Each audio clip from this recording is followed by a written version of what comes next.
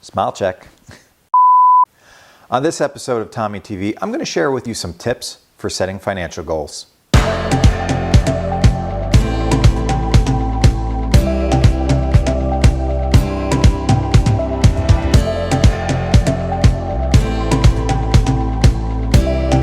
For many of us, saving money just isn't something that comes naturally. Sure, we keep meaning to set up an emergency fund, paying off debt, making some progress with our student loans, even save for the future, but those intentions always seem to get lost in the minutiae of things that need to get done today. I'm Tom Martin, president and founder of ClearPath Financial Planning and host of Tommy TV. You know, one reason why business owners get overwhelmed with their money and financial goals is that there's just a lot to think about. There's never just one financial goal to consider and work towards. Between building a savings, estimating our taxes, expanding and contracting our businesses, hitting big life milestones like getting married, starting a family, going through a divorce, and saving for retirement, you know, we're doing it all ourselves. But if you're someone who has struggled to meet some of your financial goals over time, there's good news. In this video, we're going to cover some tips to help you build your savings muscle by setting achievable and rewarding goals. And the first tip is to start small. You know, set yourself up for financial success. To do this, choose a goal that's relatively easy to accomplish. If you want to build an emergency fund, don't focus on the $1,000 that you need to tuck in there right away. Start with opening up the savings account. If you want to crush your debt, start with getting an inventory of everything that you owe, down to the interest rates. You know, these are much smaller tasks and will help you build the courage and confidence that you so much want and need so that you could take on more. Too often, people just fail to save because they get overwhelmed.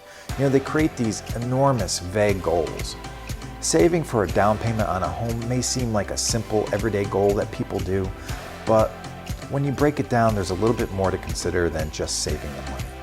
Often, we're unsure of where to start, and because we don't know everything, we do nothing.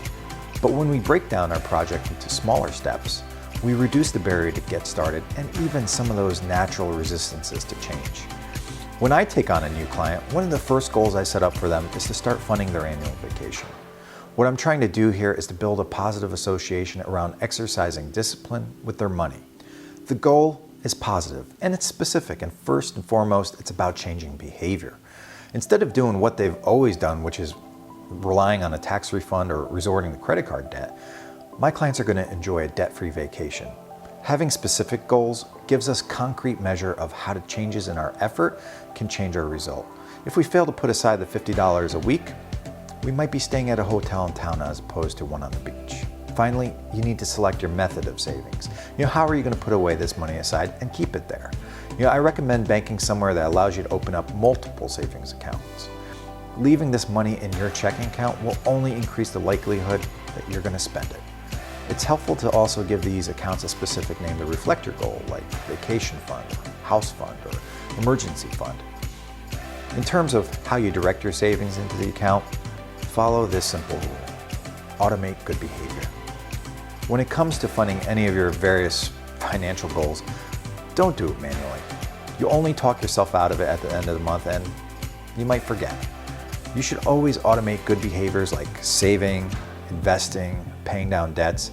You can schedule an automatic transfer with your online bank using their banking tools. And then that's it. All you need to do from there is just keep an eye on your cash flow, make sure that these little changes aren't leaving you to overdraw your accounts, or worse, get you into credit card debt in other areas of your life. Once you've started to build your savings muscle, you can extend this behavior into larger, long-term goals and even work towards multiple goals at the same time. Use these tips to stay on course to help you pay off your debt, build a cash cushion, and save for the future. As always, the best conversations happen over at tommymartin.com. So head over there and leave me a comment. And while you're there, make sure that you subscribe to my email list and become a $1 Million Insider. Until next time, take care.